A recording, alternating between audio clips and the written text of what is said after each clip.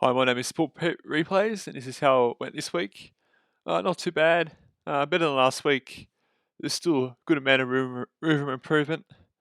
Got a score of 2,215, which is not bad. An average score, mediocre, but it's an improvement. Round 2 rank of 24,043, and now I'm up to a season rank of 36,348. So a bit better position this week than last week, which is probably expected, to be honest. Last week, a few things that just didn't go my way at all. But now we'll have a look at my team, because there's a few issues I do have with some of the players. Okay, so first off, we'll start off with Jordan Dawson. Just his standard score, not too bad, not terrible. An average score for him, 110 is what we expect. If he can do that consistently throughout the year, that'd be great. That's all I expect from him. Nothing really too much to say about Dawson. Ridley, traded Ridley in for Tom Stewart, and it hasn't gone to plan at the moment. Could have got in Dacos and he's 70 points over Ridley, which is a real huge shock. I'm surprised Dacos is doing that well. He shouldn't be, he's only second year. He shouldn't be doing this well. That's just ridiculous. Hopefully someone puts a tag on him. Look, Ridley took a few good marks, but didn't get as many touches as what he usually does. So hopefully he does bounce back. Of course, as soon as I trade him, he gets to 70. That's going to happen. So I'm little bit concerned, but hopefully he can bounce back. Once Essendon has a bit more difficult, fixture, he might bounce back. Playing Hawthorn and Gold Coast isn't necessarily the best for defenders. Next off, we've got Liam Jones and 76, which is a lot better than a 5. Oh gosh, last week was terrible. Yeah, so that's what we expect from Liam Jones. Bulldogs were terrible, to be honest. Liam Jones did, what we expected. Him and Bruce did okay. I think it was the smaller defenders. The Bulldogs just, weren't particularly great. And just I'm not too sure what's going on with the Bulldogs at the moment. But look, Liam Jones scored 76. Hopefully he maintains his price now. If he does another score of about a 70 or 80, that might steady out his 5. But he's still got that 5 in for 3 matches, so I have to wait until that gets removed before the price increases, which is why it might be a bit of a slower burn with Jones, and that's a problem. I was never sold on this pick, but I hold him this week in a sort of benefit for it. Some people traded Jones to a rampy, which that means I'll have to do another trade later on. But we'll see how we go with Jones. Hopefully, just gets that 70 or 80s, and that'd be good enough, and I can trade him on to a premium. Next off, we've got Jimby, and again, 76 is another good score from him. He's done what we want. West Coast won, so they get their first win of the year. And yeah, so 76 from Jimby, it's all we really need. He's going to make us a lot of money if he keeps tracking like this. McKenna, same thing. He's playing all right. Much better performance from Brisbane. And it looks like he's, performing a bit better than I expected. Look, I expected him to still make us a lot of money, do well, but, I thought it might take a little bit longer due to him just coming back to the AFL. But look, he's doing what we want. So look, that's good stuff from McKenna. And Constable, 67, a little bit better this week. So he will stay in my side. It's not the biggest problem I have with it.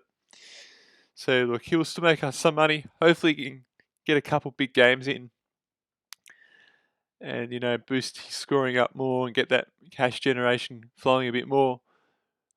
Playing against, Sydney and Essendon. I mean, Essendon's probably an average side, but we're playing all right at the moment. You expect him to score maybe a little bit more. But none of the Gold Coast players, scored extremely well. Miller and Witts did okay, but no one went extreme. So they were a little disappointed with the Supercoach points too. They got, it's not smashed, but beaten pretty convincingly in that, the Gold Coast. We've got Darcy Wilmore at 68, which is pretty good for an emergency or a bench player. So he'll make us some money. Hopefully he keeps his spot. And Lockie Cowan, a 50. I had the emergency on him. Look, okay. I mean, it's not terrible. We probably want a bit more. He'll make us some money, but he might be a bit of a slow burn. Hopefully he keeps his spot. So it looks like I've still got some decent cover. Sure, I don't really need to do any trades with the defence at the moment. That looks to be all fine. And we'll talk about, now we've got the midfield, we'll talk about the midfielders now. So we've got Oliver, 135, VC. Look, that's pretty, that's pretty much what I want from Oliver, 135. It's going to be around about standard score.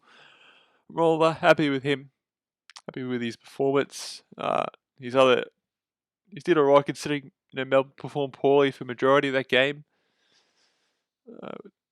Now, moving on to Bontempelli, 125. Did okay, considering his side played terrible. Was probably one of the best players. And look, yeah, he's done what we wanted him to do. Didn't go bananas. And he probably wait until he plays a weaker side. Jack Steele, 96. Yeah, a little disappointing. Failed to break 100. And this is where one of the major concerns I have with this team this week. He's sort of burnt me again this year, Steele. I gave him a second chance this season. And it looks like I should have gone with Luke David Lau-to-you. I had him all in my preseason. And I just took him out because I'm thinking, performed poorly in the practice game. But, he's been best on ground the last 2 matches. And it's just a sort of player, it's like, geez, wish I started with him. And I might have to trade him anyway this week. Because Jack Steele just might be out for a few weeks. Played partly injured for that game as well. He's not 100% Jack Steele. And I'm never really convinced with Jack Steele, but I decide underpriced. But I think this pick here was probably best to wait and see and probably pick Jack Steele later on this season, when he comes back to full fitness. And in hindsight, I probably should have thought about that. Okay, there's some players you don't start with, but you pick them up later on. And Jack Steele was probably one of those players. And LDU, again, it's a bit of a gamble, but, they've played, West Coast around Marno, he might go off. And now they're going to play an easy Hawthorn next week, North Melbourne. So they might be 3-0 North Melbourne. And LDU might get another best on ground. So, look, this is going to be a tough one. That might be the trade I'll have to do. But I'd rather bring in cash generation players since that's got to start. So, it's a bit frustrating when you get a premier who performs below what they're expected. And he's done it twice, 2 seasons in a row. Not happy with that. Again, he's probably one of those players you're going to have to pick up later on, and I'll probably have to trade him, but we'll see how we go. I'll rather get cash generation, but if he's not playing for a few weeks, a player that price has to go, and LDU will probably come in, but we'll just have to wait and see on that. Depends what players I want to bring in due to cash generation and other factors. Tom Green, 106, not quite as good as last week, but still an okay performance considering they lost GWS. Was one of the better players for GWS along with Toby Green. And Kiniglia, I think, did okay, but we'll talk about him later on. Jacob Popper, 119, so he bounced back, which is what we wanted. I was a bit concerned last week, 67. It's just a mediocre score. But 119, so he's definitely staying in my side now for at least a couple more weeks, and hopefully he should be able to generate cash, providing he doesn't get a terrible score. If he can get, an average, like high 80s or a 90, low 90s, that'd be alright. We'll generate some cash. You ideally want higher. I reckon he can go higher, hopefully. Still a little bit, not 100% with this pick, but it looks like it could turn out, and hopefully he can get that momentum going. They do have Collingwood next week, so it's going to be interesting to see how he performs. I don't think he'll get, as high a score against Collingwood, but we'll see how we go with that. That's going to be interesting to see. Collingwood and Richmond.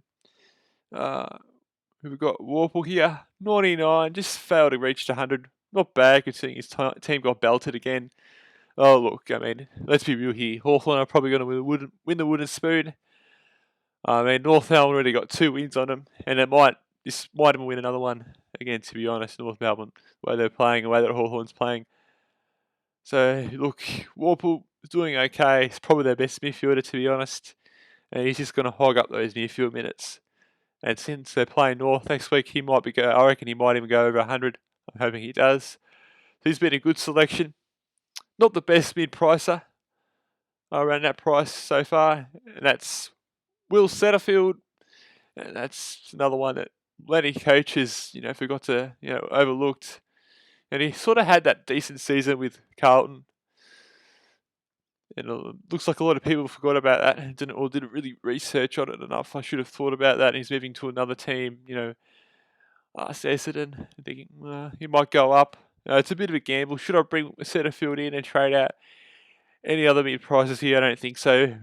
Hopper proved himself. So there's no need to do a trade there.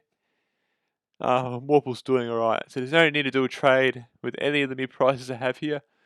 I guess that's just unlucky. And, he's performing well, Setterfield. Ashcroft again bounced back. So that's another player who bounced back in my team. And a lot of people have Ashcroft anyway. Ashcroft and Hopper, a lot of people have.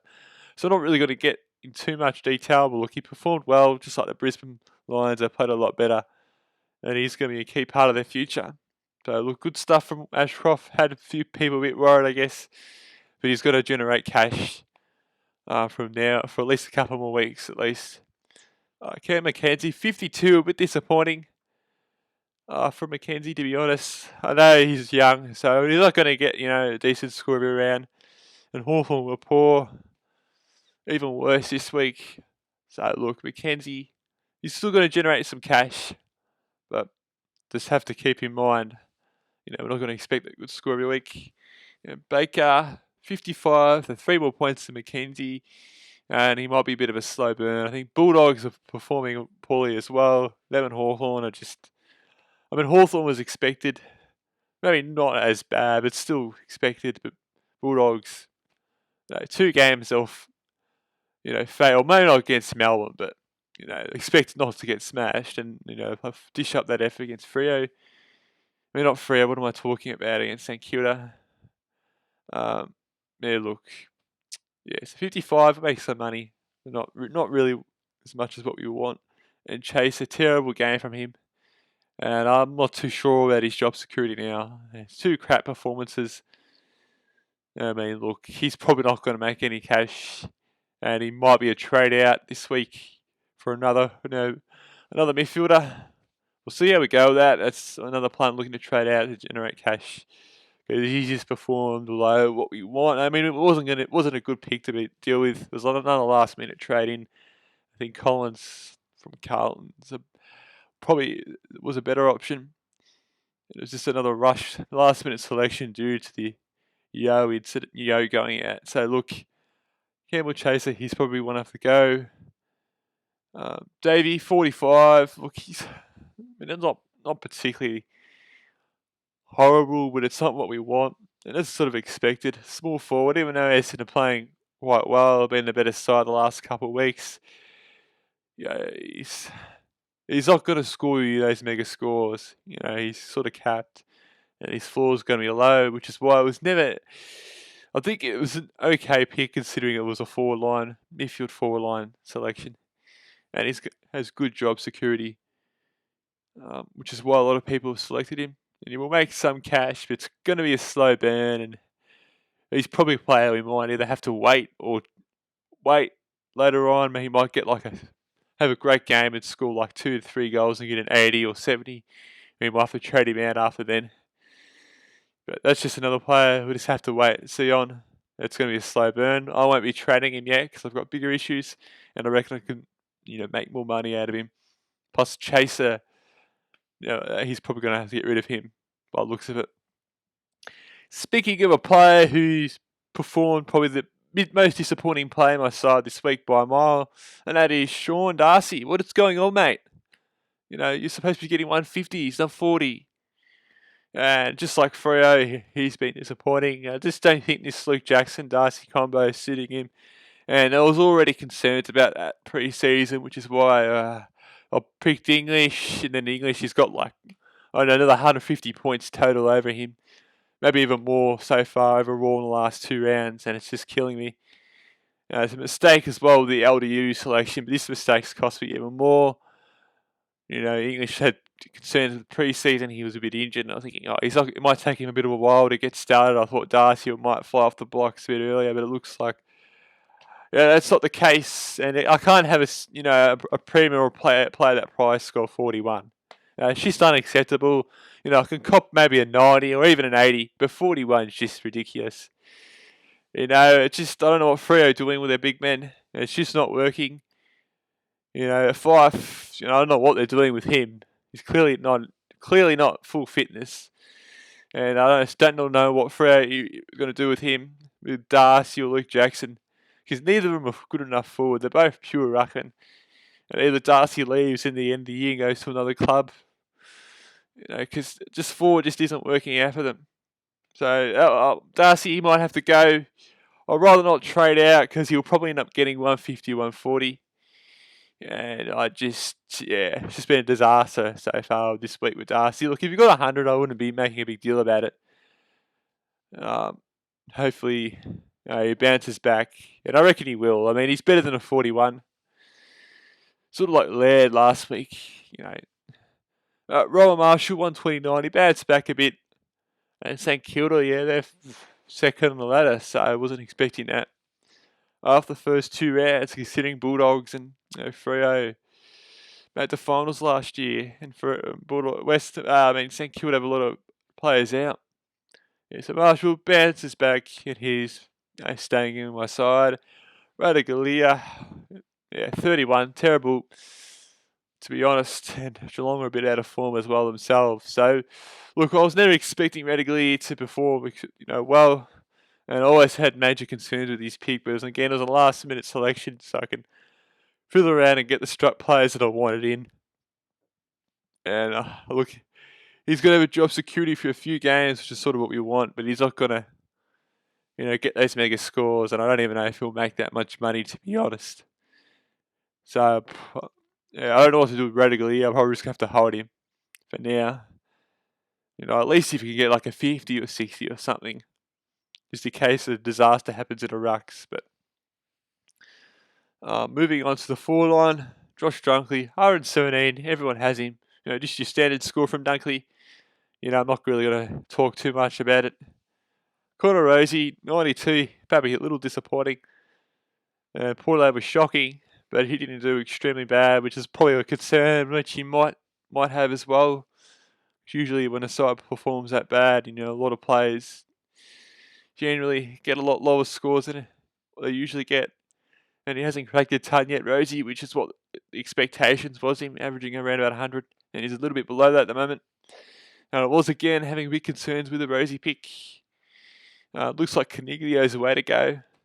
I mean, it seems to be a better pick than Rosie. He's a bit cheaper than Caniglio, but with Hopper and Taranto getting out of GWS's midfield, it sort of frees up time for Caniglio, and I should have thought about that with selection instead of just following the crowd with Rosie. Yep. And I should have followed my gut or thought a bit outside the box. I mean, it's only round 2, but with Port, hopefully Bounce has a few good games and they play a weaker side. Rosie. Toretto, similar to Rosie, again, hasn't really lit the world on fire, but hasn't played terrible either. 95, Butcher Toretto, or Tim the Butcher, that's what I'm going to call him. And we're going to keep calling him that until he, hits his targets, and he might be able to actually score a 120 and make us a bit of money. And look, Treno, just one of those picks that I reckon hopefully, if he improves at disposable efficiency, his scoring should go up. And again, that's another pick, Caniglio's outscored him by a fair amount. And it's just, I'm not going to talk too much about it. Everyone has him. He's going to be a hold for now. And Errol Goulden, 107, and he's doing pretty well, to be honest. Happy with Goulden. Hasn't gone bananas yet. But you're going to have Mills there and a few other players too in that midfield. So he's not going to, get that 180, I don't think, quite yet. I mean, they played Hawthorn, so if there was a game he's probably going to do it, it was going to be against the Hawks. I know Mills went bonkers the other year.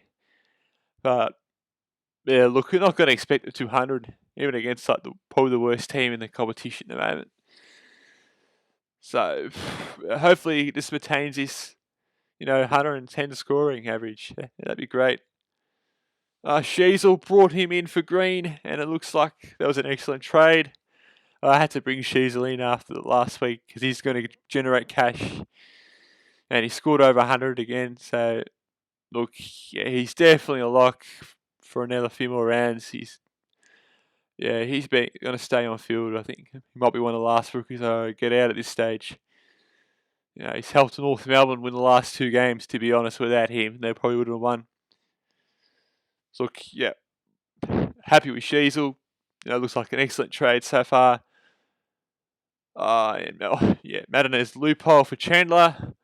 Look, we'll talk about Chandler now. 71, great. He's performed well the last 2 matches. He's averaged 82, and he's actually he's averaged more than Darcy. Who would have thought? Unbelievable. And he's actually got probably an high average than Gawn as well, since Gawn got a terrible score. So, look, happy with the Chandler pick selection. Picked him over Flanders, took the risk, and we got that gamble, won that risk. It wasn't really a risk, it was guaranteed 71 anyway. With the loophole, but Flanders is disappointing. He's probably another player I'm going to have to trade out. I may use a boost. I'd rather say that till upgrade season. I reckon that's the best time to use the boost, because you can get a huge advantage over people by bringing in players you want. To say a bit more, you might, that little extra trade might help you to get that little extra cash, or trade out a player you need to trade. Yeah, but I reckon this week I could use it to see how we go. Flanders is probably the one I'm going to have to get rid of. Maybe Callahan, but I think Callahan performed poorly as well. I might switch up Flanders to Davey and bring Setterfield, and then swap that to have an outstanding midfield, which is pretty happy with the midfield at the moment. Ruck's probably a bit disappointed with Darcy, and he's the one I have to, contemplate in trading. Because, yeah, he's probably one I'm going to have to trade. Flanders is probably another one. And Steele's injured for a few weeks. That's a certain trade, and I'll bring an LDU for him. Darcy, I'm not too sure who to bring in. Perhaps a Wits or an English. But knowing my luck, Darcy will bang in a 150. English will get injured or score of 80 or something. And an LDU will get a mediocre score. He was playing Hawthorn, so he probably will score right. So that's probably going to be my trades. I'm not 100% certain yet, because I need to check to see the rookie prices and who's going to generate the most cash and who's got the lowest break even, etc. I think Steele is definitely a trade out by the looks of it to an LDU, most likely. And Darcy, I'm probably just going to have to hold him. And to bring in some other players who's going to generate cash. I'm not too sure what everyone else thinks. Should I hold Darcy? Should I trade him? That's going to be the toughest decision this week. Steele's definitely out. And Flanders is another one, 50-50 call, but I'm probably going to have to get rid of him. Or maybe a Chesser. Yeah, well, Chesser. Still reckon Flanders, could get that money, generate a bit more money. Maybe if he plays against a weaker side, even though Essendon was considered a weaker side, maybe an even weaker side. Hopefully you get like a score of 80 or 90 and generate cash. But as for the overall, look, still a little bit behind is what I want, but better than last week. And I'll slowly, catch up to some of the other pack. That's how I usually do. Start off slow, but finish strong.